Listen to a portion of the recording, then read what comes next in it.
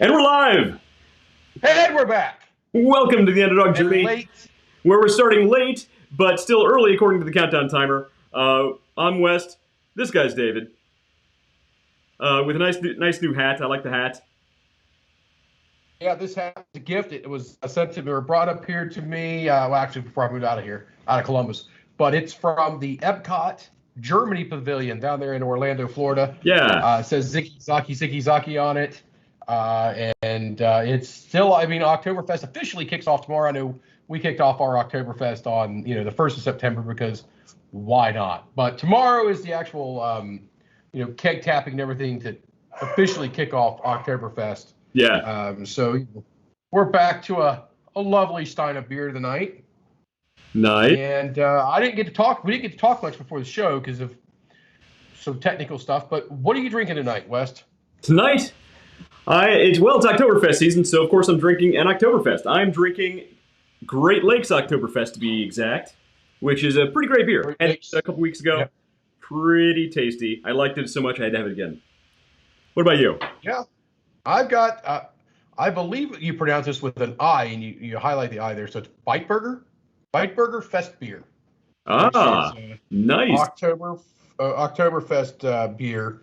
And, I love the little logo. It's got the little Bavarian pretzel there on it. So I really, really could go for a big Bavarian pretzel. But I'll get one tomorrow, so I'm happy about that. It is. You're right. Oktoberfest is happening here in Columbus, Ohio. And you're going to be coming into town for that. Yeah, I'll be there tomorrow. I'll be in town tomorrow. I've got, everything I do is it's business, and then so I hardly ever do anything that doesn't have some kind of business tie to it. Right. So yeah, tomorrow I got some business to take care of, but I've already got my reservations down at the Hofbrau House. If anybody wants to join me down there, you're welcome to come over and set up my table. We operate it like a Stammtisch. If people don't know what a Stammtisch is, it's literally tables that are reserved for regular people, or the people who come in frequently. So we have a table down there every Friday, but we don't know who else will show up. They just kind of cycle in. People come in and leave throughout the entire evening, but you're always welcome at table. So if you see me down there, my table's always a Stammtisch. You're welcome to come by. That's awesome. Yeah, you are regular down there. They know you. Not quite as regular as I used to be. Yeah, you moved away. Big city New York guy now. Yeah, it's a 7-hour drive, but it's not terrible. This is not a big city. I don't live near New York City. I live up in the Syracuse area, and not a big city. Not a big city. Syracuse. So I've said it before. You're going to miss Columbus come wintertime, though. Yeah. So I posted a video. I pushed a picture down my personal Facebook page of this. Looked like a good 3.5 footer snowstorm. Yeah. It said coming to a town near you, and my wife was the first one to come up and said nope. Nope. Big. So, yeah. Funny. Yeah. So she's gonna be happy come wintertime when it really starts laying down out there. Sure. Good luck with that. So David, what's in the news today? What's going on? Oh, lost your audio. You still there? I clicked a button. I had to click clear my throat. And I have a little button here. I can just click real quick to shut my mic off so that you guys don't have to hear me hacking up along over here. But yeah. So we got to be careful. We got to walk gingerly on this because it's not political, is it? It's not meant to be political. But if you wanted to, you can take this political to the right or the left. This has nothing to do with either one of those sides. This has to do with business. Okay. Today, the reports came out with some numbers corrections. Basically in September. So the month reporting for the month prior is all in, and 10.93 million open jobs in the U.S. right now. Wow. 10.93 open U.S. jobs. Now, the unemployment rate actually fell slightly, like 0.2 or 0.02. I think it was a very, very, very, I don't want to say insignificant, but everything to me in the right direction is significant. Everything to me in the wrong direction is also significant. And it all signifies it is all there. Yes. Again, not getting political, but I have a feeling that number dropped fairly recently because the federal um, unemployment assistance that was boosted for the events of 2020. We won't mention the name of the virus. Those added benefits ended very recently, so I have a feeling that played a big role in unemployment. People have no choice. But sadly, it also ticked because there was between various governmental agencies and the federal government. I think it was 55,000 jobs. 55,000 jobs between those two segments. 33,000 of them, I believe, was the federal government alone. Yeah. Oh. So if you want to lower the number, I'll just hire everybody, right? But if they want to come work, that's the trick. So right now we're at 5.2%. Okay, interesting. Very interesting. Still too high. Still too high. And just for those of you who are trying to do the math in your head, that equates out to 8.4 million unemployment claims. I would like to see the ratio of voluntary on that, because a lot of those are probably considered gig workers, probably considered, on leave because of the events of 2020, that mysterious virus that we're not going to mention. There's a lot of reasoning behind those numbers, I think, and I would love to see the statistics around what category those different people fall into. That'd be interesting to see. Yeah, sorry, I was getting the YouTube up here running. Yeah, but so that's 8.4 million. That leaves a deficit of 2.53 million open jobs if everybody that was claiming now one of the things you have to think about when you're dealing with unemployment numbers, it is only talking about people applying to receive the benefits. Doesn't mean it's their first time, but you have to continually do things. So it's the people who are receiving those benefits. We're not taking into account people who aren't and just said, you know what, I'm out. Well, are you sure that's the number you didn't read though? Are you reading a total, or are you reading a segment? Are you reading first time claimers? These aren't first time claimers. These are right. This is the total number of unemployment. So we're at 8.4 million, leaving us a 2.53 million deficit, meaning that we could take every one of those people that are claiming unemployment, supposedly looking for work, give them a job, and still have 2.53 million jobs available in the U.S. right now. Yeah, it's amazing. The economy is trying to grow. It's trying to explode. Yep. There are just too many extenuating circumstances right now for that to happen. And one of the things I find fascinating is the housing market, how that is tied in right now. The housing market is at a huge high. I don't know if it's at an all-time high, but it's very, very high right now. I mean, if you're trying to buy a house, it feels like you're in a massive, massive bubble. And there are companies like Wells Fargo and BlackRock that are just buying up well above market value all of these houses as soon as they become available, which makes them unavailable for first-time home buyers, people in the lower middle class who are trying to move up into first-time home buyers typically go with an FHA loan as well. Right, and so one of the that's being given a negative thing as well, because these other people are coming in with cash offers. The investment groups are coming in with cash offers above, waiving inspections, right? And it doesn't matter what the value of the house is. So they're going to pay this dollar amount. Very interesting things to the economy, especially when you tie it to unemployment. If unemployment is so high and the job market is so high, those two things don't really mesh. No, the fact they don't. The fact that the housing market is so high implies there's more money out in the wild than there likely is. The fact that unemployment is so high implies that there's not enough work to go around, therefore people are scrambling. And we know for a fact that's not the case. You can't get enough people to even staff a restaurant in a lot of cases. Yeah. So these two things don't really match. And it makes you wonder what's going to give first. Something very interesting is on the horizon. And I don't think anybody's really pinpointed it with any specificity. Yeah, I mean, it can go 15,000 different ways, or it can go. I mean, we could literally sit here and work out with us and smarter people than us 15,000 different scenarios and still be caught completely off guard by what's going to happen. I mean, And you know, everybody knows something is going to happen. Where I mean, it's given. right. When something's artificially inflated, we have one thing that's artificially inflated, Right. and we have another thing that's artificially suppressed. Right. And the funny thing is, I don't think there's, given our level of technology, given the geopolitical environment that exists right now, I don't think there's a true historic analog to this. I don't think there's a way to accurately predict exactly what's going to happen here. Sorry, I had a momentary panic. Almost lost my bottle. Politics. Okay, yeah. Yes. So, no, that part didn't bother me. I think we played across that pretty well. Stuck to the facts of it, and the business part of it is it's going to impact you. Right. It's going to impact you. Right now, if you can't get workers, guess what? That's impacting you. Oh yeah, I mean, because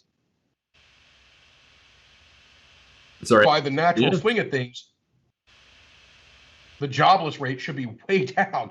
I mean, we should be at the lowest unemployment rate since we've been keeping track. Right, and so that's what I was saying. That's the funny thing. You know, the economy is trying to explode. It really, really wants to just go crazy right now. But like you said, some things are artificially inflated, some things are artificially suppressed. Yep. Some things are inflated and or suppressed because of, you know, the viral event that's taking place. And global plague sniffles of death. It'll be interesting to see how it plays out. Yes. So yeah, I mean, what else you got here? What else you got? No, this is my bit bear. I'm sticking with it. I thought you had another story. Actually, it's not necessarily another story. Not necessarily another story. It is we all know inflation is taking off. We all know this. I mean, we are paying a lot more, even if it hasn't trickled all the way down to you guys, and but at a manufacturing level, so a manufacturer has to buy those parts to build whatever machine it is from other people. They get sourced from all over. The price of it that for certain items are just, I mean, we're talking 20 times the cost from last year to now. We are talking some major inflationary increases that are going to be coming down the pipe. Yeah.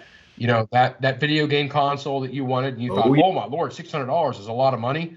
Well, when that jack starts getting to $1,200, you're going to go, oh, yeah, inflation is bad.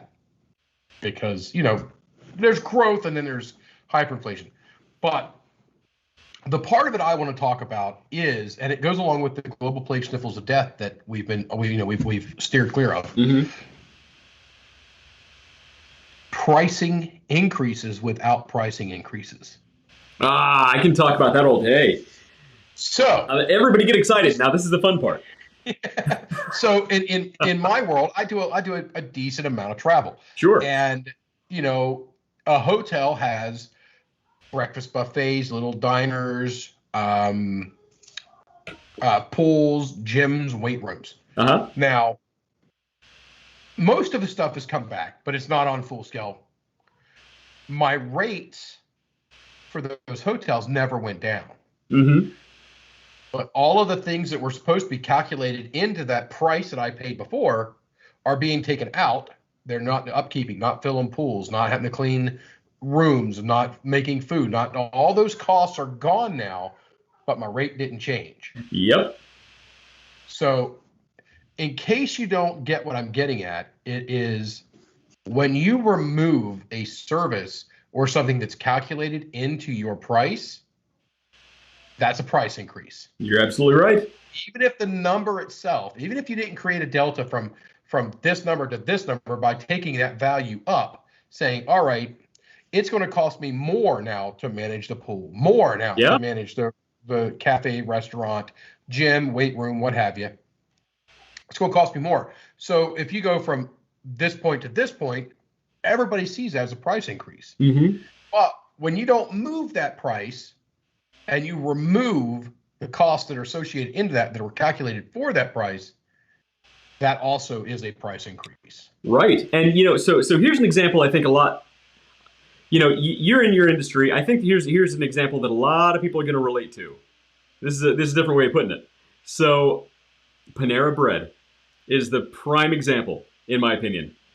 Their prices keep gradually going up a little bit, not too much. They're pretty much about the same price, but their portion sizes are about half of what they used to be. Ooh. And those are some certain areas where you see this. They don't have to raise their prices. They just have to shrink the portion size. They save on the back end. So it drives me crazy. I used to be able to get this giant, beautiful meal at Panera Bread, and you're like, this is so much food. This is great. Hey, I'm going to say there has never been such a thing as a giant, beautiful meal at Panera. Well, and now, but now it's like, it used to be though. It used to be, but now it's like at a tapas restaurant. You go and you get these it's a single bite sandwich. It's crazy. Yeah, I can't deal with that. See, that's the one restaurant you picked a good one to example here, because that's the one restaurant I look at and go, mm-mm. And you know me, I will spend money. Yeah, I will spend money like that I'll spend $200 on myself to go out to dinner at a really good steakhouse. No ifs, ands, buts about it. Yeah. Buying my daughter a $8 peanut butter and jelly sandwich from Panera. Through the roof. I never said it's a great place to take the kids. You're right. The PB&J or their mac and cheese though. Their mac and cheese might be worth $8. It's pretty darn good. Yeah. But you're right. So actually, here's another area where people are going to start to see this very soon, and you've been hearing this in the news a lot lately, is the microchip shortage. Right now, especially car manufacturers, this is actually real. Car manufacturers for high-end luxury cars are actually sending people to China to smuggle out the computer chips they need. They're actually smuggling computer chips out of China because they can't get enough. They can't get enough shipped here to the States. And that's only going to escalate more as, again, going back to geopolitics, as the geopolitical arena becomes more disrupted. A lot of the rare earth minerals involved in chip production in the Middle East and in China and in certain areas of the Siberia region, that we just don't have access or the means to go get that ourselves. We rely on other parties to get that for us, and it's becoming more and more difficult to get those resources. So I think this is an area where you're going to start to see that kind of inflation come up very, very soon. Yeah, right here. Just a quick thing, because I remember reading this the other day. GM to halt production at nearly all North America assembly plants. That's North America. Mm-hmm. That's not the U.S. That's North America. That's if they have anything in Canada, the United States, and most importantly, assembly plants in Mexico. Right, and the main reason due to a new chip problem. The chip. Ford has done it. Mm-hmm. Almost everybody's been greatly impacted. The just-in-time stuff, which is where they started falling off, was because they did the JIT protocol that Toyota came up with years and years ago. Toyota actually backed off of that, so they weathered pretty well. Mm-hmm. But it's gone on so long that it doesn't matter anymore how you were before. Everybody's hurting right now. Oh yeah, and what do you think this is going to do to prices? Because in the long run, these car companies aren't going to stop selling cars. They're just going to sell the car they can make for a much higher price to people who can afford it. Yep. And guess what? Eventually, somebody's going to come along and they're going to say, yeah, I'll pay $80,000 for that Civic. I need a car. Actually, I seen the sticker price of a Civic the other day that had $22,000 in dealer markup on the vehicle. So you have all your packages, everything on it. They actually charged money for nitrogen inflated tires. Let's throw that out there. Just in case you guys don't know, nitrogen is the most dominant. When you inhale more nitrogen than any other chemical. Wait, you inhale nitrogen. Hang on, David, hang on. You're not suggesting that they're filling those tires with something like air, are you? No, I'm suggesting that they're running a nitrogen generator and purifying the nitrogen out of it. Right. And I prefer to have nitrogen in my tires due to a multitude of reasons. Yeah. Less moisture, less temperature swing. They're just all around better fit. But to actually charge for that and have a line item for it is it's ridiculous. It is. It's ridiculous. It is. So, but because they're in such short supply, This dealer tacked $22,000 onto. Here's all the prices, and the dealer said, "I want another 22 grand." Yeah, times are tough all over, man. So that MSRP already had built in for them to make the reasonable amount of profit on the vehicle. Yeah, and they threw $22,000 on top of it. Yeah, I know it. I'm not buying a car. It's one of the reasons I don't have a brand new C8 Corvette is because those cars, when they first came out, were $59,000. $59,000. Yes, please. Right. I'll take two. Yeah. But you can't buy one unless you were on a list and willing to wait, which if anybody knows me, I'm not a patient person when it comes to buying stuff. Like I want it. I don't want to buy it today and get it in 3 weeks. I want to buy it today and have it today and mess with it today. But, and we're talking months and months, and in some cases years waiting to get these cars. And as the price is creeping up on them, they're still in such short supply that the dealers are still tacking on massive. So you get a brand new one off the thing. Let's say it's a $60,000 car now, $65,000 car. The dealers are still charging $95,000 to $100,000 for that car. Oh yeah, absolutely. Because they can. It's crazy. Because they can. Yeah, and they're selling. So just a curious note, and we'll get on to, because we actually have some stuff we want to go over today, and not just us rambling about supply and demand and unemployment rates. But the GM plant in Bowling Green, Kentucky, where they make the Corvette, is actually, which we were down there right by when we did the track and the museum, is one of the plants that they did not shut down. They're keeping those rolling off. They are limiting it to They basically said, all right, here's the chips that come in. We're going to sell them. We're going to put them in cars that we sell a lot of. That is your almost stripped down base model for construction workers. And they're going to sell, because they sell on massive volume, they get a pretty good markup on that because they don't have all the tech and all the kit in them that, the standard people are going to want in their car. The other end of it is they're putting them in the highest margin vehicles. Those where the chips are going is to the high margin vehicles, so that they get the most bang for the buck. So they got the one over here working the highest margin, but it surprises you that the margin on the construction worker white Ford F-150 or Chevy Silverado is quite high too, because there's tons of stuff not in that vehicle. Yep. So, well, they know people need it. It's go back to supply and demand. We're a couple of guys talking about that. They know people need it, so they're going to charge what they charge, and people will pay it. Yeah, and people will pay it, and they'll continue to pay it. But you know what? That's the free market. That's the free market system. So, sometimes you like it, sometimes you don't. Yeah. When it's not suppressed, it's a good thing. Mick Walcott actually asks, why would you not do that? And Mick, like I said, supply and demand. I don't disagree with it. Just like anything else. That's exactly how it should be done. You see a similar thing with the airlines, right? Airline prices are too high. Eventually, every once in a while, you see a startup airline come along, charge much lower prices. They might last a while, they might go under, but eventually, it's going to happen again. And that's the free market system. It's supply and demand. I was talking with somebody the other day about one of the things Southwest does is they buy their fuel when it's, as it goes in a dip, they buy it and stockpile it.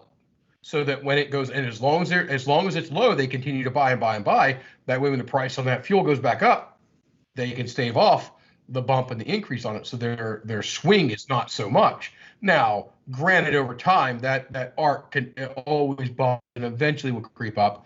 And that's where you get slight, but they're still cheaper and still easier to deal with. And thank God they're coming to Syracuse. So I will actually be able to fly Southwest out of here to a couple destinations, because I absolutely prefer to fly Southwest. Now, Mick says Dave got a good price for his house. Actually, when I sold my house, I sold it to somebody I knew and gave them a heck of a deal. Yeah, you could have gotten a lot the house you sold. You could have gotten a lot more. Yeah, by about 40 grand. But you did get a pretty good house. I could have listed it 40 grand and it would have went for over. But you did. But the house out here. Yeah. The house out here I bought, and already is worth like another $30,000 from when I bought it. Oh yeah, I mean it's an investment at this point. It's an investment. Yes. So, and I still get phone calls from those investors going, "Hello, we'd like to buy your house," and they tell me at the old address. I'm like, one of these days, I'm gonna try to sell that damn thing. Right. Why? Just call the people up there now. Hey, if somebody comes by and tells you they bought your house, just tell them to pound sand and go away. I'm sure nobody will. And from now on, my name is Juan. Right. Yeah. No. Nobody will notice. Yes. So. Oh, we've got some to get to. Yeah, we have some fun stuff to get to. So, speaking of fun, I'm sure Elizabeth Holmes is having a great day. If you don't know who this is, that is the founder and CEO of a little tech startup called little med tech startup called Theranos. This little known company. Well, unfortunately, today is the first day of the trial for Elizabeth Holmes. She's going on trial for fraud for defrauding her investors. Theranos, for those who don't know, was this tech startup that said they could discover all of your health issues, genetic and otherwise, just by a single drop of blood. And she went to TED Talks. She was all over TV. She had private meetings with Elon Musk and Bill Gates and the most famous people in the world. She's on stage with Bill Clinton in interviews and stuff. Well, it turns out none of her technology actually existed. So it'll be fun to see how that plays out. That's actually going to lead into we're going to talk more about Theranos here in a few minutes. But tonight we're going to talk about some of the worst startups in modern history, and we have a couple of good examples here. So I think it's going to be fun. We're going to start small and we're going to work our way up. So one of the small ones, it's just kind of a fun one, and I think you're going to like this. Here's what we're going to do. We are going to. Yeah. Now, careful. We can't talk about this guy too much. He's a good friend of mine. So. Who is this? We're getting ready to do the Neil deGrasse Tyson, right? Oh, Neil deGrasse. Not yet. We're going to start. Oh, okay. All right, then go ahead. Tee off. We're going to start with the Juicero. So here is the. Making juice is easy. Start by taking a stroll down to the neighborhood farmer's market. Buy about $50 worth of organic fruits and vegetables. Don't forget to bring a tote bag. Do you sell tote bags? No, we'll just carry it. Did you forget your tote? Oh, there we go. Wash your fruits and vegetables. Cut them. What'd you say? The screen was blank there for a moment. We got it. All right. Chop them. Wash them again. Peel them. I think this peeler's broken. Dig your juicer out from the back of your cupboard. Realize there's still a part missing. Find it. Hey, David, do you ever do this when you're making juice? Is this the problem you have when you drink juice at home? No, I go and I buy juice. Wait, come on. What kind of a hillbilly are you? Figure out how to put it all together, then juice. And enjoy. Oh, but did you think you were done? Because you're not. Now you've made a big old mess that you have to clean up. The machine, the countertop, pretty much your whole kitchen. Can't get those beets out of anything. All right. You know what this reminds me of? Mick, I'm on board with you. The DeLorean. He brought up the DeLorean. We'll get to that in a little bit, but continue on with this. You know what this reminds me of, David? Is remember the episode of Friends where Joey Tribbiani's on the infomercial for the milk thing? No, I remember noodle soup. All right, he did an infomercial where he couldn't figure out how to open a carton of milk, and the thing burst open in his hands, and it's those who know the episode, go back and watch it. It's hilarious. But this just kind of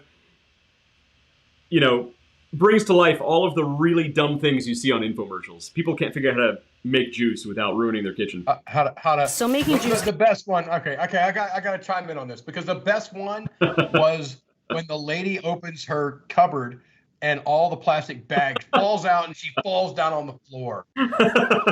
Plastic bag. Right. Now, here in the lovely land of New York, there are no plastic bags, which I hate, by the way. We found one out in my garage. It was in one of my boxes. It was a Lowe's bag. And we're like, man, we could probably put this on Facebook, sell it for $10. We use plastic bags all the time. They're actually good for other.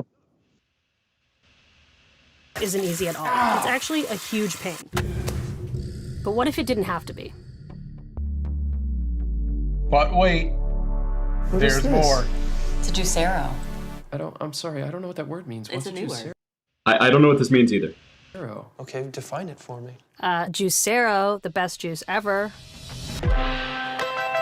What comes out of the juicero is so fresh that it shouldn't even be called juice. It should just be called, I don't know, squashed produce, because that's what it is. That's great marketing. What should we call this? Squash produce. How's that for a catchphrase? They're going to put that on all their ads. And if you think about it, isn't that what all juice is? It's just squashed produce. Yes. So like, And how is peanut- this squash produce different from other squash produces? Because it's more complicated and can set out on your countertop and take up space. Well, Because everybody has that much counter space. well, also just this juicer costs $400. So this is a Well, Jack Lou Lane wasn't cheap either. I think they were $300 at the time. But did that actually squash the produce? I don't know. I never bought it. I just seen it on TV and was like, yeah, that looks cool. I ain't spending my money on it, but it looks cool. Let's see how much produce we can squash here. All right. Our founder, Doug, is straight up made of juice. Literally, there's juice in my veins. Doug and the He's full of juice, by the way.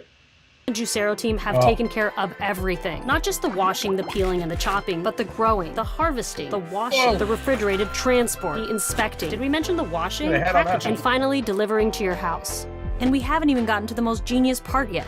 There's nothing to clean. No Genius. mess Genius, whatsoever. this is great. It's so easy that it makes the old way of juicing seem, well, old. Why did I do See, I gotta have one of these. There's no cleanup.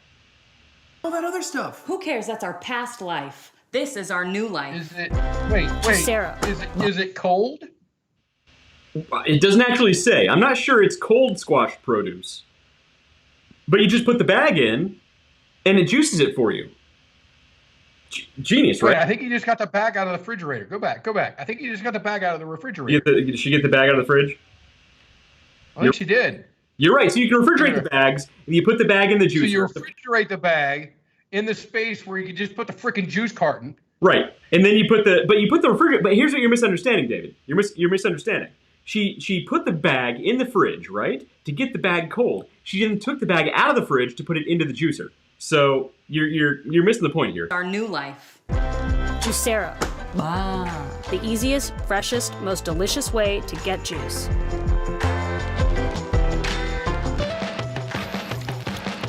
Right? I mean, what's not to love here? So here's what you got to remember. So the Juicero is $400 for the juice. You know what, Mick? I think this has the DeLorean beat. The DeLorean, and we'll get into that after we finish with this. We'll talk about what kind of misses there were on that. For those of you guys who don't know, it's a car, but Back to the Future. the Back to the Future. Future car, Yeah. specifically. I think this beats it. This is good stuff. Because Well, so you know what? We've got these little things called naked juices. Uh-huh. They're literally that, but I could put a whole tray of them in my fridge, Uh-huh. and I don't have to have a device out on my countertop to take it from the fridge and put on the countertop and then squeeze out that. What's in it? Does it mix with? I mean, I guess you have to put water in it somewhere. Well, hang on. So first of all, the juicer is $400, not counting the little bags. $400 for the juicer. They actually And raised. there's probably a subscription, a monthly subscription for that too. It's a subscription service, also, yeah. And they actually raised from investors. This is according to TechCrunch. They raised $118 million for this product. $118 million they raised for this. But some very wise and savvy investigators did some research, and I think they found the main problem with the Juicero that I think you need to see here. So this is really the core problem with the Juicero, the functionality here. So we're gonna play this. We're gonna see the problem with the Juicero here. All right.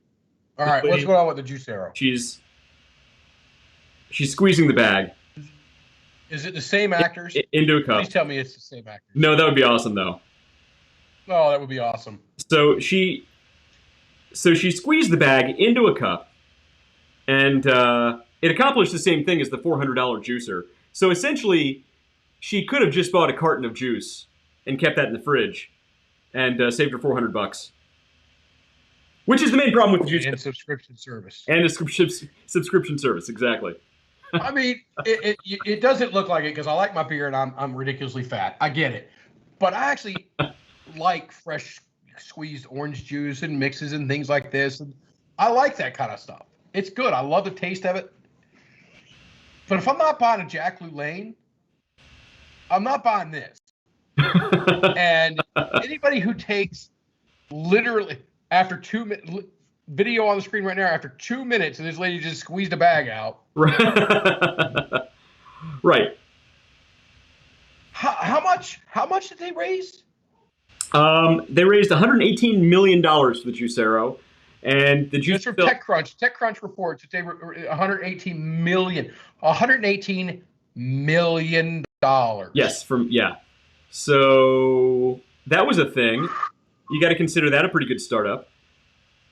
So it makes you wonder what I've been doing wrong, that I can't come up with something that squeezes a bag for me and I can charge $400 for it.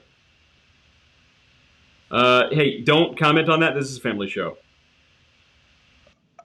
So, moving on. I didn't go there until you said that, but okay. There was it makes it even funnier now. I sensed an awkward silence growing, and I'm just my mind like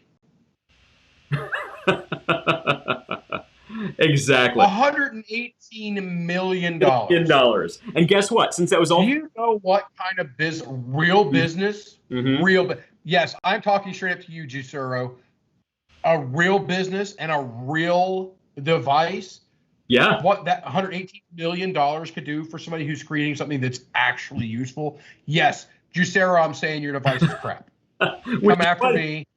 I'm fine with that. Your device is garbage. Yeah, there is no Juicero anymore, as you can imagine.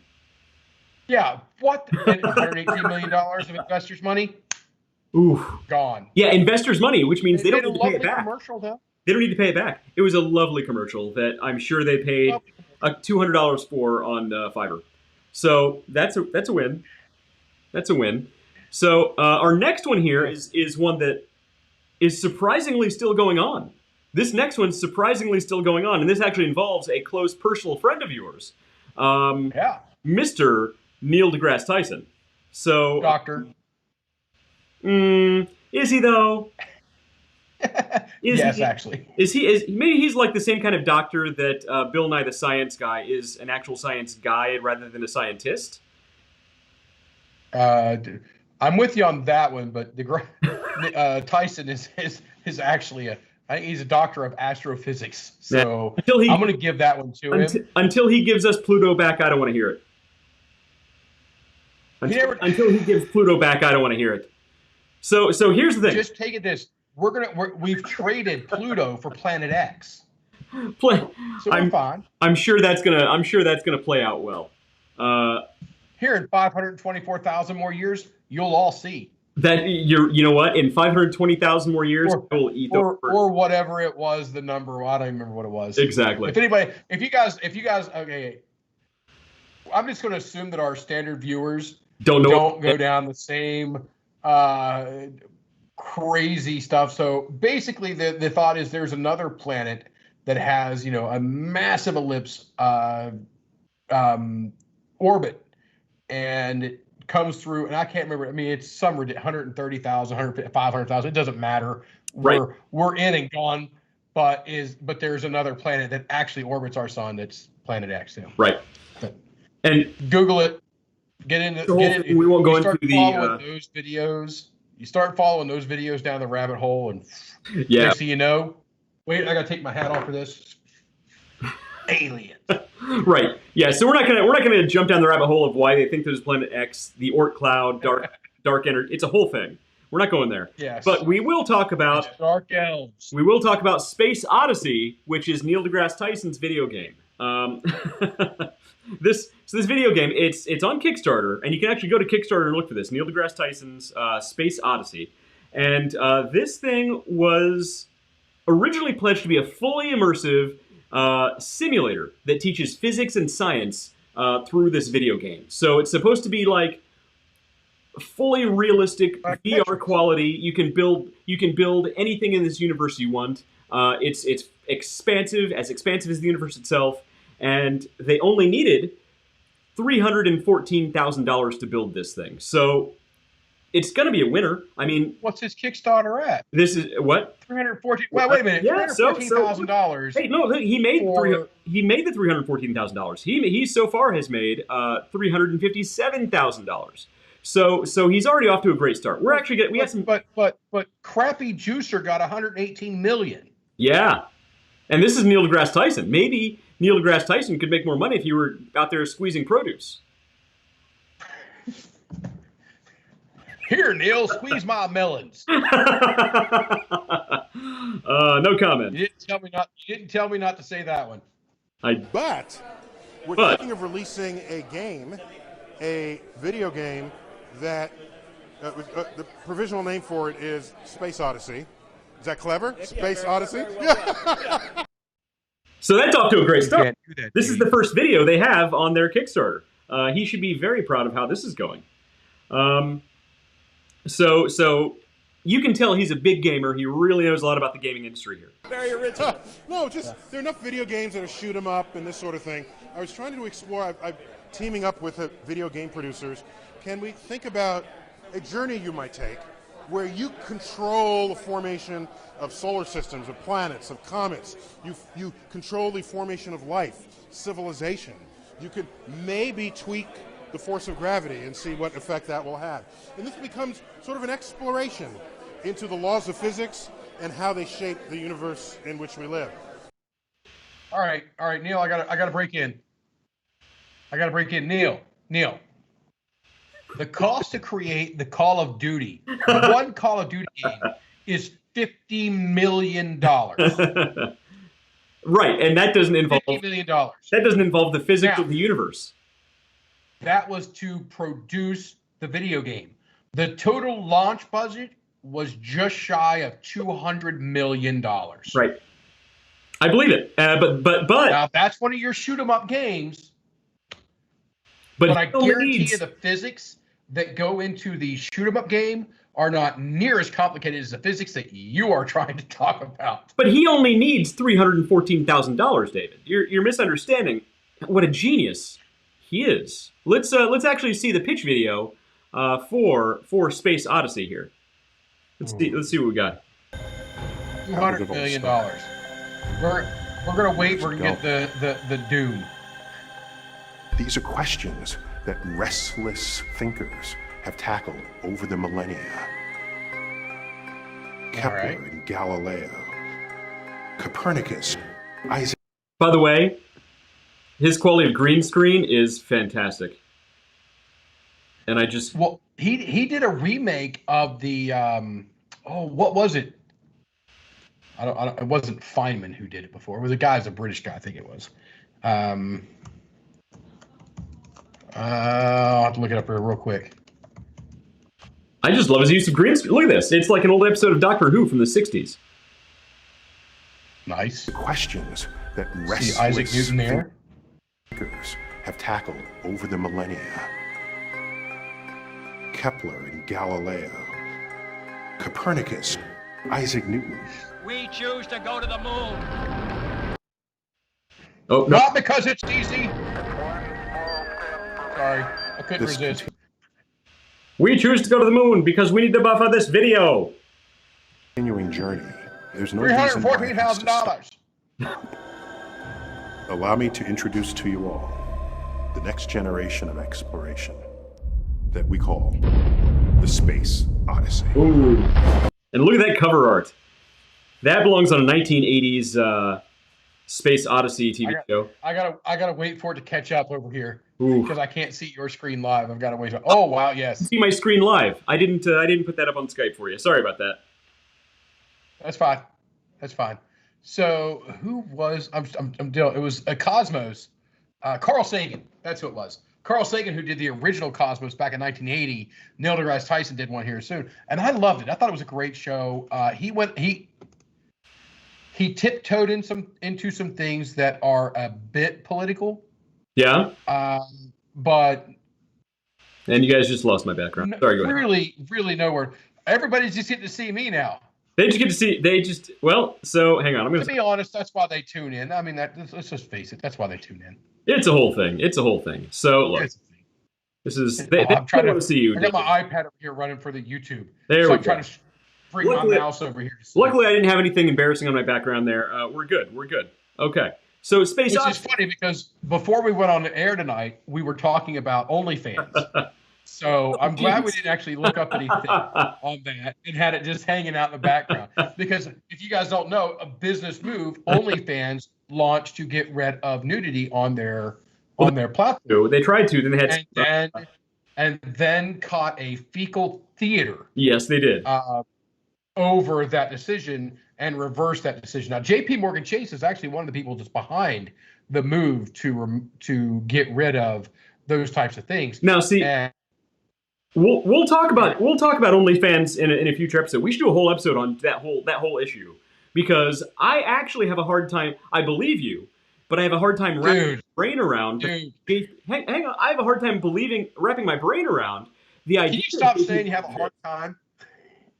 But I have a difficult time wrapping my brain around the fact that J.P. Morgan would want them to take down their extracurricular material, because that was their business model. That's how they made all their money. The example I gave to you would be like Pornhub taking down the porn. I mean, they could, but then there would just be Hub, and that's everything else. Yes. So that should actually be a whole episode. The Chive TV. That's already a thing. So how are they going to make money? I promise you, nobody's going to. But the idea behind it is to certain, there are groups that are being pressed into that business, and they're taking a stand against it. And I get that. I totally get that. And they should take a stand against people who would rather not be in that industry, who are being forced to be in that industry. Yeah. They should totally crack down on that. However, again, if they did take down all of that type of material, they would just be Twitch. They'd be a streaming service. And Twitch, the world already has Twitch. They don't need another Twitch. You know what I mean? Yeah. So, but that's a whole different episode. That's actually a good episode. I think that will get some views. Yeah. We're going to do that soon. But so right now we still have Neil deGrasse Tyson in our background. So Neil deGrasse Tyson, look, the second he starts an OnlyFans page, we will totally cover that. In the meantime, when I learned, I don't know what to say. When I learned about this video game, I always go back to this one quote from Neil deGrasse Tyson that I think sums up a lot of what he probably has to say. Hang on.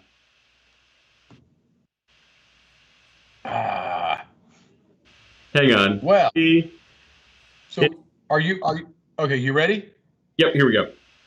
Okay.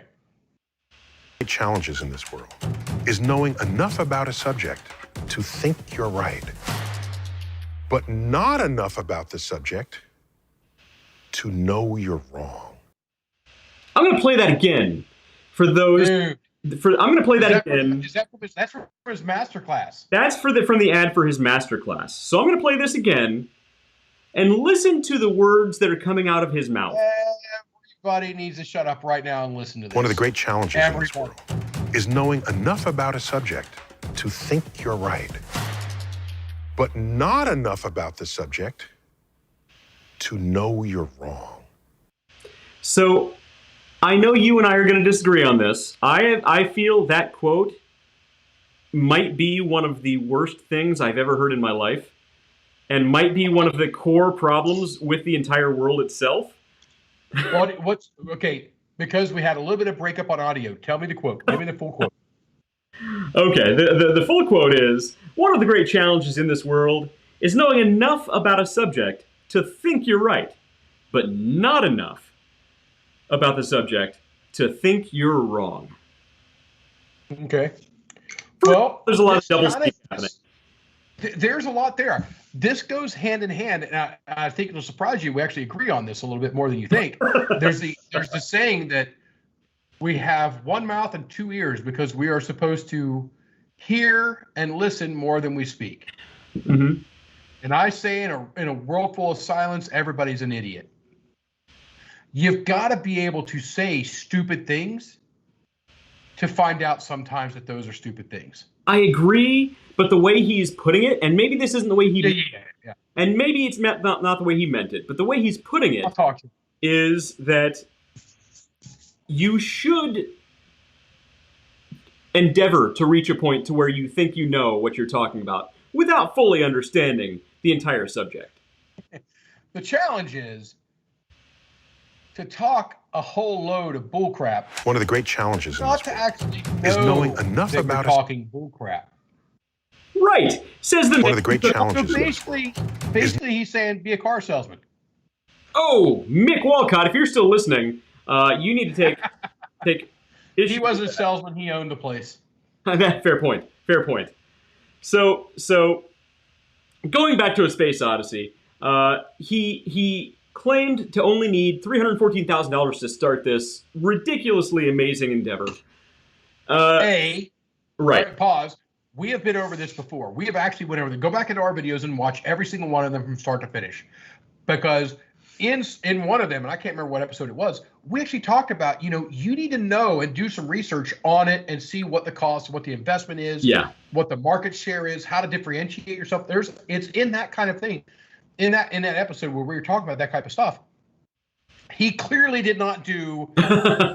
Literally took me 10 seconds on a simple Google, and he talked about shoot 'ems up. So I used the biggest shoot 'em up there is. That's Call of Duty. Used to be Halo, but Call of Duty is the franchise now. So I use that as my base to look for, and literally within 10 seconds, I had answers that said, with including marketing and all the other stuff, because we're talking just south of $200 million.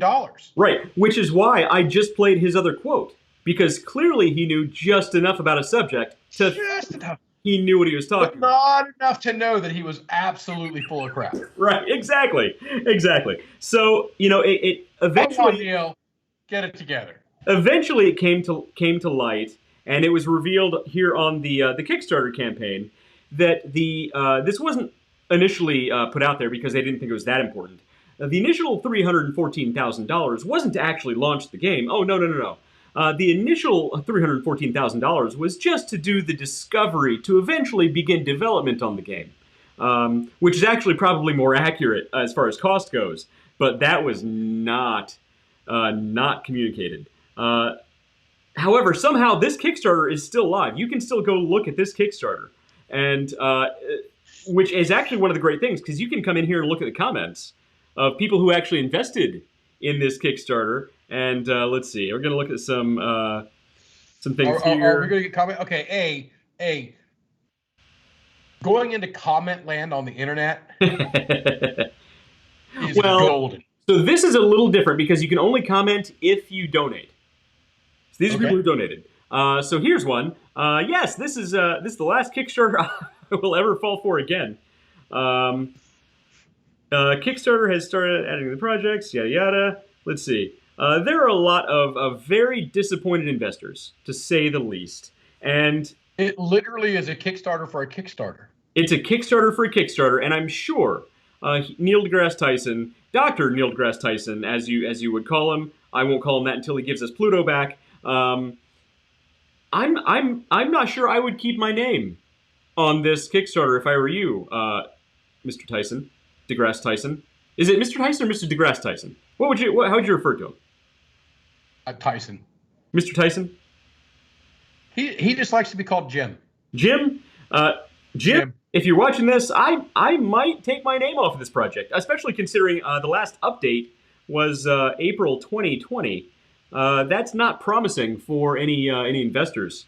So yeah, not good. And actually, funny. So I mean, unless you took that money and you are in the development stage and you're vetting the idea, and now you're sinking $200 million into actually I'm going to go with $350 million into this game, then definitely time to walk away. So with 7,207 backers, he actually made more than the requested goal, which was $314,000. So he actually did get to take the money that he made, and where that goes, only Pluto knows.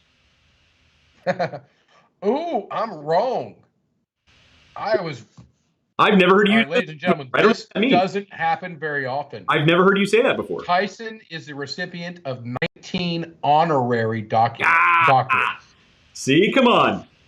Like I said. So I'm looking through here. Oh, no, I was right. Okay, good. I was wrong about being wrong, so I guess that does make me wrong. No, he does. He got from Columbia University in 1991. He got his PhD in astrophysics, which is what I said earlier. The world is right again. The world is right because you are not wrong. Is that what you're trying to say? That's what I'm saying. I mean, you know me to be a smart guy. If I were wrong, don't you think I'd know it? I've heard you say those words before. So that is a direct quote from Sheldon Cooper from The Big Bang Theory, just in case anybody doesn't get that reference. That's a good show. I like that show.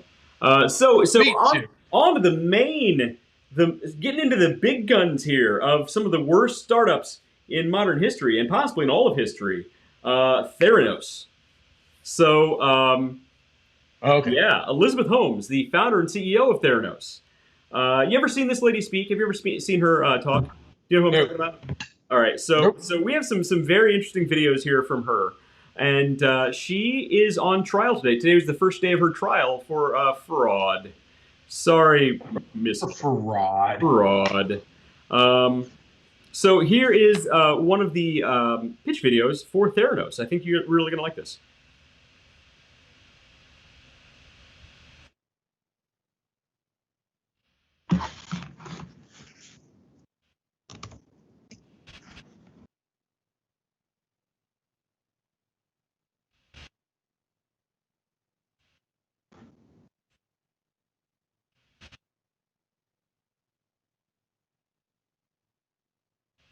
First of all, she probably can be staring directly into the camera with a ring light. With those, I mean, are you sharing this? Because I'm not seeing it come up on the screen. I didn't even share. Hang on. Okay, I'm not sharing. I'm going to share this.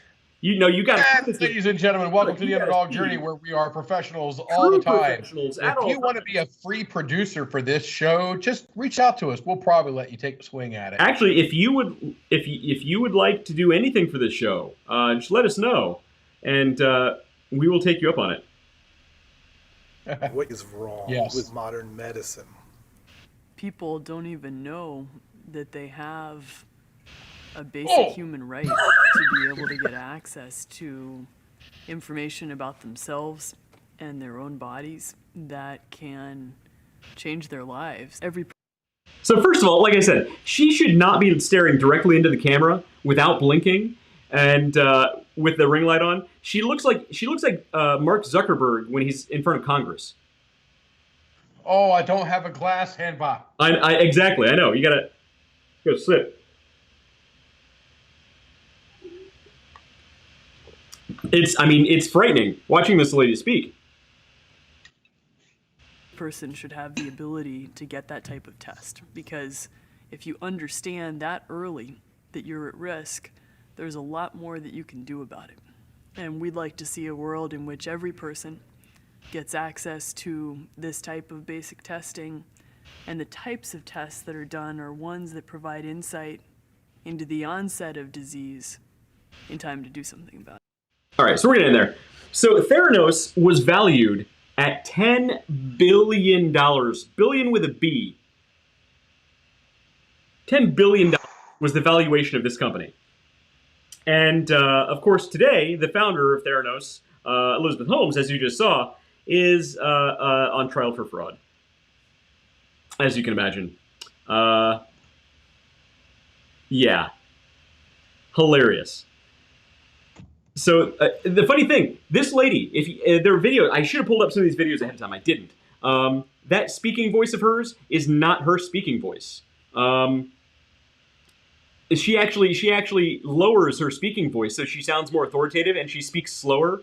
I wouldn't do that. Trying to imitate sort of a Steve Jobs kind of thing.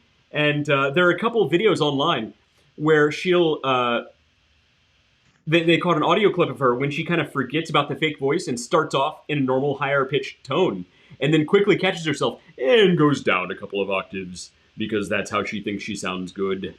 So if anybody watched the Avengers Endgame, where they pick up Thor, the guy Chris Shenanigans, completely drawn a blank on the dude's name. Chris Hemsworth. But anyway, when he's like, Hemsworth? No. Well, the other one, the one that plays, I keep wanting. No, holy crap! Guardians of the Galaxy. The Guardians of the Galaxy pick up Thor, and what's his name? There is like, oh yeah. Ship. Well, so here's a TED Talk. So she's speaking in front of TED at a TED Med here, and she's going to talk about Theranos. And notice she's all dressed in black. She's in her best Jobsian wear here. I like the turtleneck. She stands there nice and quiet for a full minute. I believe the individual is the answer to the challenges of healthcare. But we can't engage the individual. Wait a minute, stop. So yeah, pause that. Changing outcomes. So I believe she actually thinks she's Steve Jobs. Wait a minute, she said the individual is the key to healthcare? Yes. The individual, not the doctors, not the medicine, not the science, not the medical industry. The individual. I gotta say, that sounds like somebody said, go up there and say some words. That's it. It's a lot of buzzwords. And also notice, she's speaking about 3 words at a time and then a pause. 3 words at a time and then a pause. This is actually a really, really powerful speaking move that you'll notice Steve Jobs did a lot. She did her homework on how to do her best Steve Jobs impression. But we can't engage the individual in changing outcomes unless individuals have access to the information they need to do so. And so this is a very short clip. This whole clip, I'm not going to play the whole thing because it's painful, is about 2 minutes long. Her whole speech goes on exactly like this. If she spoke at a normal pace, she'd be done in about 15 minutes. This thing went on for a good 40 minutes. It's painful to watch the whole thing. And the funny thing, her voice is artificially lowered. If you went and asked your wife or your daughter to kind of lower their voice and then do like Phoebe Buffet, I have a sick voice, I'm going to sing about a stinky cat kind of thing going on, like this is exactly what they would sound like. This is the Dude, you watched a lot more Friends than I did. I watch a lot of TV in general. The right to protect the health and well-being of every person, of those we love. Yeah, I can't even watch the whole thing. So basically, Christmas. I want to take my tablet. It's my iPad, which I finally just pulled the trigger on and bought a week or so ago. Yeah. Well, a few weeks ago. I think traveling. You're an Apple guy now, Dave. I want to throw it across the freaking room. Listen to this lady talk. It's painful. It's painful. So here's the funniest thing. So when she's on fraud, or on trial for fraud right now. She's on fraud. She's on trial for fraud right now. And James Corden, a while ago, and I'll get the exact date here in a second. James Corden, to kind of make fun of this whole thing. Now that's Stormageddon, Dark Lord of All. That's his father, right? It is. If you're a Doctor Who, if you're a Doctor Who nerd, that's exactly who he is. I'm not a big fan of James Corden, but this was really funny. So in an instance of art, in an instance of art imitating life, here is something that. James, what is your dream? My dream is to transform the landscape of modern medicine as we know it. Everyone worshipped the ground he walked on. We were all convinced he was going to be the next Steve Jobs. So he did this to sort of make fun of her, right? I haven't seen it yet. It's not up on the screen over here or anything yet. But I got to hear it, and there it goes. Okay, it's just not coming up over here. So we got quite a bit of lag. So, but if for everybody else listening, you're on delay from what David is viewing. It's a whole thing. But here's the funny thing, right? So this actually gets better. I can't play the whole video for you because the network will ping us and we'll get this video taken down. But he's basically making fun of Elizabeth Holmes and Theranos. And it gets better because this ties into our next worst startup of all time. And here's the next part of. I didn't get the clip. Hang on. That's gonna be hard to beat, man. Oh, that's gonna be hard to beat. Well, it's not one that's worse than this. It's not better than. Do you have shake weight coming up? Do you have shake weight? Oh, shake weight. Shake weight would have been a good one. But I need to find the right time frame here. Here we go. I think this is it. Okay, so he's making fun of Elizabeth Holmes.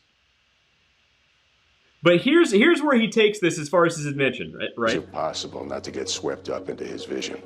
I had a very simple but powerful vision. What if every person in America had a box in their house? And every person could poo in that box. Right. So keep that in mind when we're talking about our next worst startup of all time, of recent history anyway, because what James Corden and everybody who wrote this sketch couldn't anticipate is this already happened. This next one actually happened long before Theranos and long before Elizabeth Holmes. But it's such a ridiculous thing, nobody even imagined this was real. This is another startup called uBiome. uBiome. And the whole point of uBiome... Hi. The whole point of uBiome is you take a fecal sample, you send it to them, they would look at the whole microbiome of your digestive tract, and they could tell you all of your health problems from a swab of your poop. So here's their... All right. Whoa, stop. I know there's a lot to take in. I'm out of beer. I've got to walk right around my desk and get because I can't. You can't do this without beer. I know, you need a refill. Yeah, I'm still in the room. I'm just at my little beer fridge over here, and I think I'm gonna go for the Spaten. I'm gonna go for Spaten here tonight. This is so good. David needs a drink. This is so good. David needs a drink. Yeah. So the last one was, hey, let's take a drop of your blood, and I'm going to tell you all of your health woes. Right, and this one is, let's take a drop of your poop, and we'll tell you the same thing. This is the number 2 option. The number, But-um-bum. Indeed. So as the backup, and I had this a couple weeks ago, and I bought it again tonight because it's freaking delicious. Yeah. It's the Spaten. Yeah. Oktoberfest. So that's a good one. Oh man. So all right. Will. And I'm Jessica. I'm going to tell you about an exciting new project that we're working on, uBiome. Scientists recently discovered a new organ in the human body. Incredibly, this organ isn't made of human cells. It's microbes! It's called the microbiome, as the ecosystem of microbes in and on your body. Right, so that was the whole thing, right? You take a swab of your poop, and you send it to them, and they can tell you all of your health problems. However... I love that. He just comes out and says, you take a swab of your poop, and you send it to them, and they'll tell you all of your health problems. Right, and that's essentially it. And he did it with a straight face. It wasn't exactly a straight face, but it was pretty close. The problem was the same thing that Theranos has a problem with currently. The technology doesn't actually exist. This isn't actually a real thing that happens on this level right now. Maybe in a few years, maybe. And I'll tell you what, I'll even give them the benefit of the doubt. Here is what I think happened with both uBiome and with Theranos. I honestly believe, because I have to believe the best in people sometimes, I have to believe that they wanted the funding because they thought if they had the funding and more money, they could create the technology. Wait, you said that both of these people talked to Bill Gates? Yes. Does anybody get that reference? Does anybody at all get that reference? No, but they did. What are you talking about? That's a whole other show. You need to elaborate here. Basically, I need some groundwork on. All right, so I'm gonna do a quick click of the buttons here. So basically, the way that Bill Gates got his start was he sold Windows before it was Windows. Got it. Yes. Okay. Background. Yeah. So that makes sense. Basically, brought the money in.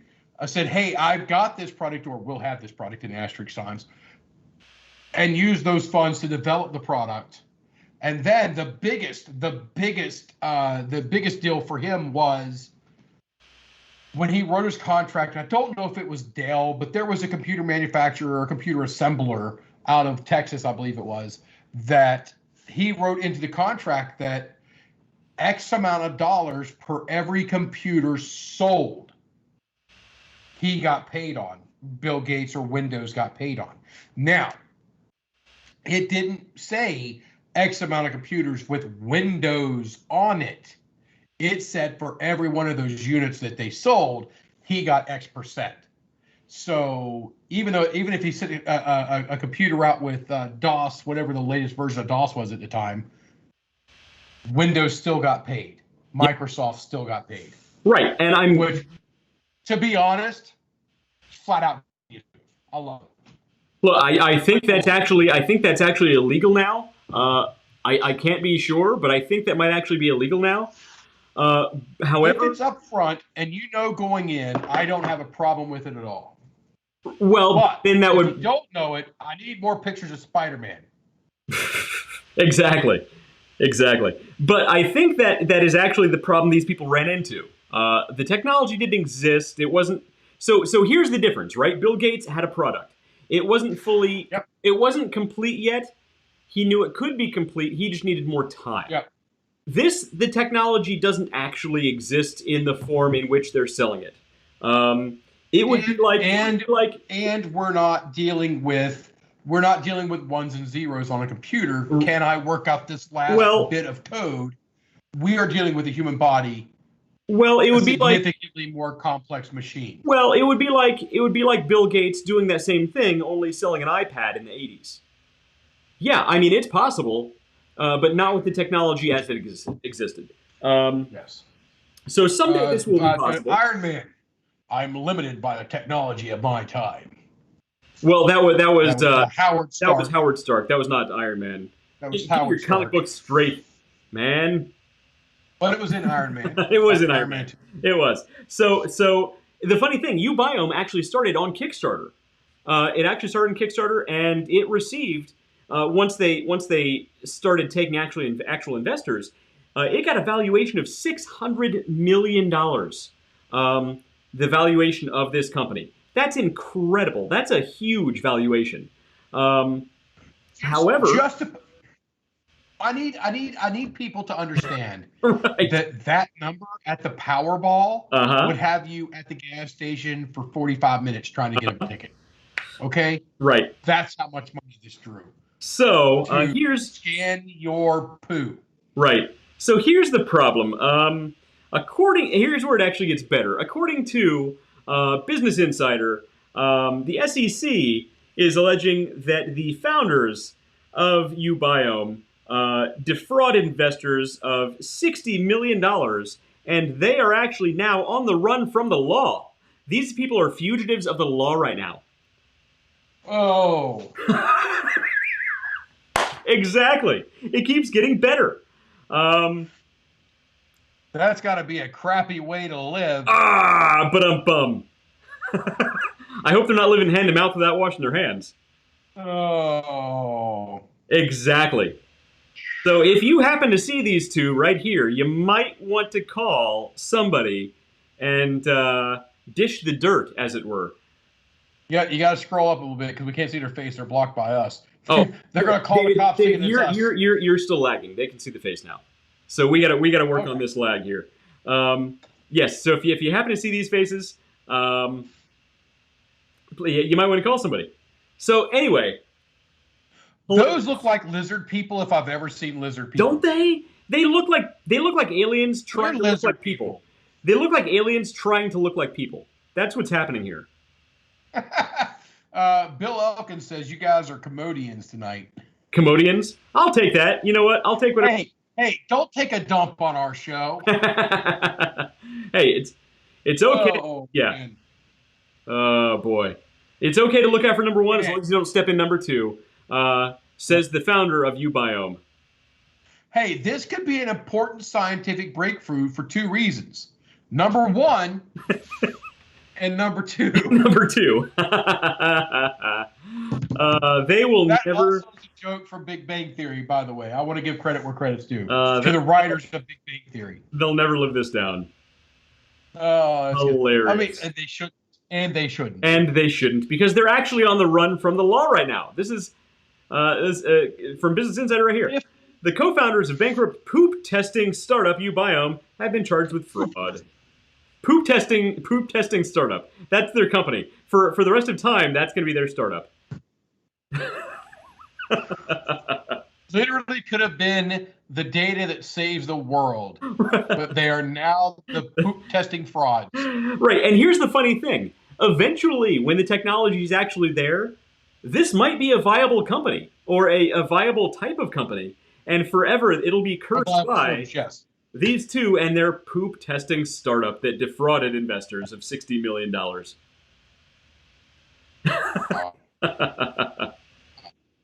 Wow. Exactly. So, well, earlier in the night, Mick Walcott, who is a car guy, brought up DeLorean. Now, Wes, I don't know. I mean, I don't know you as a car guy, but do you understand? Do you know the story of DeLorean? I have seen all three Back to the Futures and the animated series. I even had Back to the Future breakfast cereal at one point, so I know the DeLorean. Hold on, I've got to go to Amazon real quick to see if I can get Back to the Future cereal. Oh no, this was like early '90s breakfast cereal. If it still exists, it's not good anymore. I ordered about the same time I got my Bill and Ted breakfast cereal, which I actually still have some of the free toys they gave away with breakfast cereal back then. Remember when cereal had toys? Like, wasn't that a great time to be alive? Yes. When you could open a box cereal manufacturers. Right. What the Biodome or bio? What is this? uBiome. What the uBiome? What the uBiome is going on? Kellogg Company and Big G. Like, you used to be able to open a box of cereal, and the best part of the cereal was digging your hand, your dirty little grubby little kid hand at the bottom of the box, elbow, trying to get the toy out of there. Yeah. And then everybody else in the family was mad that not only did you take the toy, but you touched every piece of cereal in the box on the way down. Yes. But you had this awesome little trinket that you lost in a day. But still, that was the best part of the cereal. Why are you not doing it? I'm telling you, man. Why? It's like the Wonder Years all over again. I think that's a sign that we're old guys. Someday, nostalgia is powerful. We've actually talked about this. And you know what? You know the context in which we talked about this? MySpace. Either next week or the week after, we need to do a series or a show solely on the power of nostalgia. Yes. Oh, huge power. I mean, unlimited. If I could have like the video of Emperor Palpatine, now that he's the actual emperor, not just and he's power, unlimited power, like that whole thing with the lightning. With the lightning, like that's what nostalgia is. It is unlimited power. Mace Windu falling in the background. Like if there's a company that could actually afford to buy MySpace on the cheap and push the nostalgia element, it would explode. Yeah. It would be the biggest social media explosion in years. Here's another one. Here's another one for you. We're going to do a quick tonight on the Underdog Journey. A quick travel back into history. Pizza Hut. That's still around. That's still a thing. No. Pizza Hut's still around, but they're different. They've changed.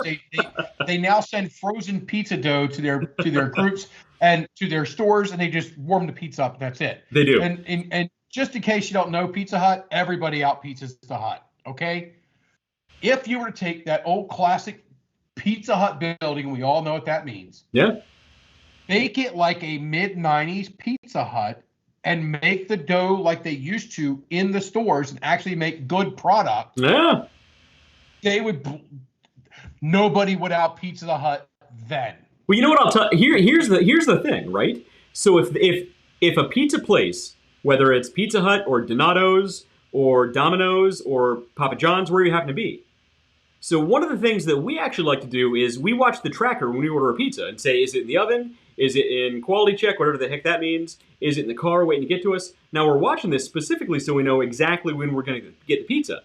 But picture this, my friend. Picture this. What if each pizza kitchen had a live stream of their kitchen, and they can say, oh, hey, your pizza's being made right now. And you tune into the live stream, and you see Mario back there, and that's not a derogatory term towards Italian guys making pizza. That's actually, I want to see Mario and Luigi back there making my pizza. He's tossing the pizza dough up in the air. He's doing his thing. And in the end, this beautiful pizza comes out of the oven, and I saw the whole thing live online, and I can show my kids, hey, they're making our pizza right now. Like, wouldn't that reinforce in your mind, this is a fresh pizza? They actually made the pizza. Pizza Hut, you need to do that. Tell me I'm wrong. You need to do that. That is actually really good. Then, hey, I mean, it's literally multiple things at once. Hey, we get to see the quality of the kitchen, the cleanliness of the kitchen. We get to see the people making the stuff. So as long as your people are trained and actually, doing their stuff and putting on the show that goes with it. And part of that could be the show. You could charge more for a pizza. I will pay more money for that pizza. Right. Yeah. You can see exactly what they're doing. You know what? If you get your pizza and there's something wrong with it, they can even go back to the live stream and say, look, you saw a guy making your pizza. This was not some stoned out of his brain 16-year-old making your pizza. This was a stoned out of his brain 25-year-old flipping your pizza dough over. You know what I mean? Oh, I like it. I like it. And that's why we're on the air, is to keep you guys entertained. Live on the internet. Education. Live on the internet, talking about OnlyFans and getting high in a Pizza Hut. Well, there's those two sponsorships and we just lost all of our sponsors. It's been fun, internet. The good news is we didn't have sponsors to lose, so we're good. Exactly. But back to DeLorean. DeLorean made a vehicle, which everybody knows, the DeLorean, and there's a specific series that goes with that, and I'm not the greatest at knowing what that is. Mm-hmm. But this car was made out of stainless steel. Mm-hmm. Anybody that knows about metals and how heavy they can be, stainless steel's pretty effing heavy. And because they blew so much of their budget, Neil deGrasse Tyson, on the concept part of it, they didn't have enough money to source an engine that was powerful enough to actually propel that car. 88 miles an hour is not very fast. Tell that to Doc Brown, thank you. 88 miles an hour is not that fast. In 1985, the Corvette would have been available, and 88 miles an hour would have been more easily achieved using a Crossfire LT1 engine that would have been in the Corvette at that time, or LT4.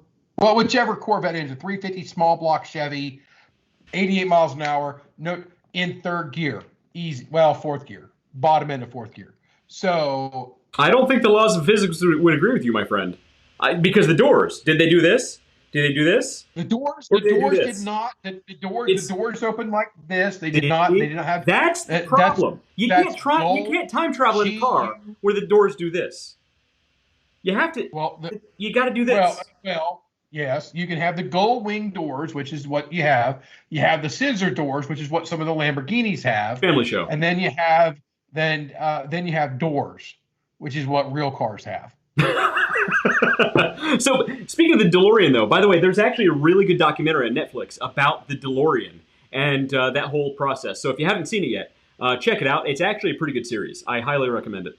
Like I said, I might watch a lot of Friends, and there won't be a single infomercial or an episode of Friends in that whole show. I don't believe you. There might be is it John DeLorean? The inventor of the DeLorean might actually do a good rendition of Stinky Cat, but that's a whole different. That's a different thing. But yes, I get where you're coming from, and I totally agree. It's just, but still, okay. So we've got the test your blood, test your poop. Neil deGrasse Tyson. But I gotta tell you, above all of them, I'm still putting the juicer. The juicer. I'm still putting the juicer. Yeah. Because for the love of God, anybody that takes a half a second look at this thing and goes, why? It is, you know what? Webster's needs to go and change the definition of superfluous and just put a picture. But no, of the You don't Juicero, but you don't get it, David. You're not. It's like when we talk about MLM, multi-level marketing. You call it a pyramid scheme. You don't understand. It's not a pyramid scheme. It's that everybody underneath them gets a team underneath them, and they all get their own team, and they all get their own team, and it funnels up to you. It's an inverse funnel. It's not a pyramid. It's an inverse funnel. The same thing with the Juicero. An inverse funnel is a pyramid. No, the same thing with the Juicero, David. You're not understanding. You buy the Juicero. Everybody who gets a Juicero gets other people to buy Juiceros. Right. That was their downfall. They should have turned this into a multi-level marketing opportunity, right? Because if they get all their friends and families to buy Juiceros, and they get all their friends and family to buy Juiceros, within at least, what is it? Within 15 years, we can have market saturation of at least 12%. No, I think it's a level of like 6 to 12 iterations down. You have like twice the population of the Earth.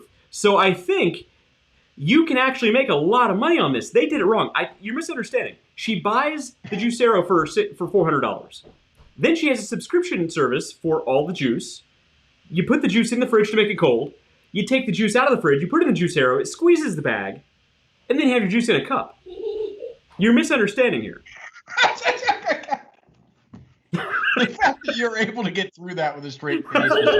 Even she didn't get it. She didn't get through it with a straight face. And she should. All right, how you feeling, buddy? My kids are sick right now, by the way. Wait, my digital assistant tried to chime in and record us there. Digital assistant. Kids, how are you guys doing? I heard you guys are not feeling the greatest. Hey, how are you feeling? Not good, but look at this. Not good, but look at that boot. How are you feeling?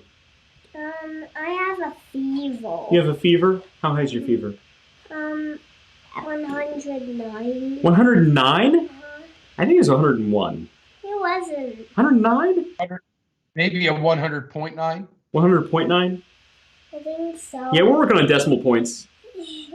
That's all right. Yeah. It's tough. I know these kids have a loose grasp of scientific theories. Well, 109, he might be in bigger trouble than we think. So. Let's call it a boot puddle. Okay, a boot puddle. A boot. Yeah, they like my beer boot.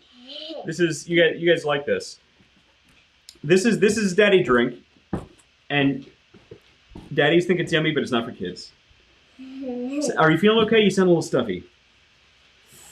Yeah, you have sniffles. Hey, can you say bye? Bye. Come over here and say bye so they can see you. See, you can see yourself. See you, Lachlan. Good night. Good night. Night, David. Night, David. I'll stand in your driveway this week and wave to you, but I don't want to get sick. Yeah, you do not want what these kids have. All kids are petri dishes. I mean, it's just the way of the world. So many germs. You've been through it. Your kids are a little older now, but they're still bringing home all kinds of germs and bugs. Yeah. Yep. Well, look, it's been fun. We've talked about poop. We've talked about blood. And I think that is a full show for the Underdog journey. Oh, I got to tell you, I feel like we should find some other topic to end on. How do we end on a high note? Almost any topic. Hey, how about those world wars and civil wars going on out there? How about the genocide of XYZ? I mean, almost anything to beat out this is blood and poo. Okay. Hey, although which one did you see? Now I understand the blood and the fecal matter sample analysis. Those are things that, like Microsoft. I think the technology will be there, and I think it will be there actually relatively soon. Okay. That will give you the thing. I got to tell you, I'd much rather go donate blood than, UPS and FedEx a stool sample out to some random facility. Oh, well, how'd you like to be the mailman who has to carry the stool samples? Yeah. I mean, it could be worse. What'd honey, what came in the mail today? Oh, it's nothing but crap. So how's your job? Those two really stinks. Those two I get. Yeah. Neil deGrasse Tyson, I fault you completely for not doing a 10-second search and setting up said Kickstarter in a manner where it was clear. Mr. Neil deGrasse Tyson, I want Pluto back. But yes, I want Pluto back as well because that's the solar system I grew up with. But this juicer, man, it's not a juicer. Somebody else has done the juicing for you. It squeezes the bag that has the juice in it. But it's $400. Right. Just buy the $2.99 juice. I mean, you can get the big bottle of Naked for like $7, which is 4 or 5 times the amount of what this was. Or you can get you don't need a $400 piece of equipment to utilize it. Or you can get a bottle of Minute Maid for $1.50. There's different levels of juices, Minute Maid versus Naked, and a couple of other of the actual just juices, no added sugars or anything like that. Yeah, I'm a fan of things that don't have added sugar. Beer. No added sugar in beer. No added sugar. Actually, one of the great things about beer is it's typically very low sugar. Why is that? The yeast ferments all of the sugars into yummy, yummy alcohol, which fuels this type of show. So thank you, beer, and you're welcome, Internet. And thank you, yeast. And for those of you in Rio Linda, we talk about the specific gravity of a beer while brewing. And that'll give you your alcohol content. And that basically tells you where your yeast is in fermenting and utilizing the sugars that are in the goodies that we give them. And some people use corn, some people use rice. A couple years ago, the Anheuser-Busch company put out a huge video about corn syrup in beer for Coors or somebody like that, where they use rice. Basically, it's the food for the yeast. That's what they were targeting. It has no impact on anything at all. But it is saying. I got to pick up the mic for this one. When you go to the grocery store and you see the package of chicken that says no antibiotics. In case you don't know, it's illegal in the United States to use antibiotics in chickens. Well, so that's accurate advertising. They're not lying. It's accurate advertising, but absolutely irrelevant advertising.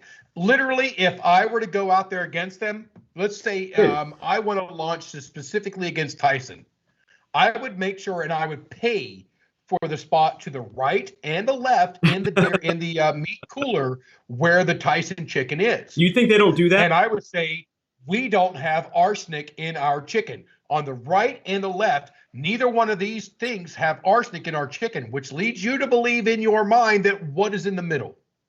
David, this is delicious, delicious beer. There is no cyanide added to this beer. Exactly. Don't you want to buy this beer? No, there's no cyanide in this beer. I can't speak. I can't speak for all the other beers out there. They do what they want to do. You buy those beers at your own risk. But this beer has no cyanide added. There's no cyanide in our beer. Exactly. That's exactly it. You're literally, and that's what the no antibiotics and no this and all these other things that you get out there on the stuff. It just. You're not saying that we should do a show on dirty advertising, are you? You know what? I'm saying we should do a show on dirty advertising. You're not saying we should do upcoming.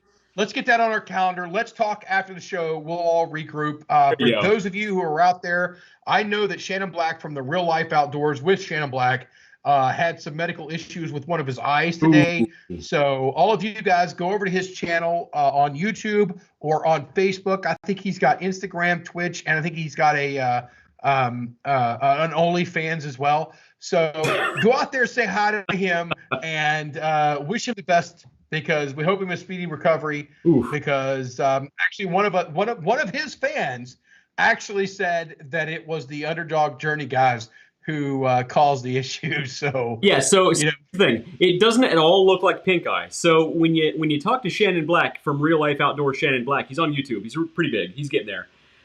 Don't tell him. Actually, this means you should tell him. Don't tell him that the Underdog Journey farted on his pillow, and that's why he has pink eye right now. Because we did not do that. I can't speak for any competitors out there, but the Underdog Journey did not fart on his pillow. That's right. Which is why Ubiome may have. Ubiome may have mixed up some samples. We don't know. Ubiome may have given Shannon Black pink eye. We can't say that for sure. Look. All we can say is we didn't do it. All we can say is we didn't do it, and the founders and CEO of Ubiome are on the run from the law right now. That's actually true. So who's to say what they would do? Who's to say they didn't give Shannon Black pink eye with their Take the another samples? chew on somebody's pillow? It's possible. But, and on that note, let's wrap this show up. Ending on a high note. I've been David. Wait a minute. You always say this. You got to say it. I've been West. I've been Dave. He's been number 2. We've been Ubiome. See you guys next week. And we will talk to you soon. No, we haven't. Do not arrest us. We have nothing to do with that company. We'll see you guys next week. Same bad time, same bad channel. Out.